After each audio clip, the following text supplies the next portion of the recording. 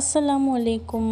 இஃப்தார் recipe 3. இன்றைக்கி என்ன ரெசிபின்னு பார்த்தீங்கன்னா எக் பஜ்ஜி தான். ஸோ எப்படி பண்ணலான்னு சொல்லிட்டு பார்க்கலாம் வாங்க. பேட்டர் ரெடி பண்ணுறதுக்கு 1 கப் கடலை மாவு சேர்த்துக்கிறேன். இது கூடவே 2 ஸ்பூன் அரிசி மாவு சேர்த்துக்கிறேன். நல்ல கலருக்காக 1 ஸ்பூன் காஷ்மீரி மிளகாய்த்தூள், 1/2 ஸ்பூன் பெருங்காயத்தூள், அப்புறம் 1/2 ஸ்பூன் மிளகுத்தூளும் ஆட் பண்ணிக்கிறேன். 1/4 ஸ்பூனுக்கும் கம்மியாக பேக்கிங் சோடா, அப்புறம் தேவையான உப்பு சேர்த்துட்டு நல்லா மிக்ஸ் பண்ணிக்கோங்க.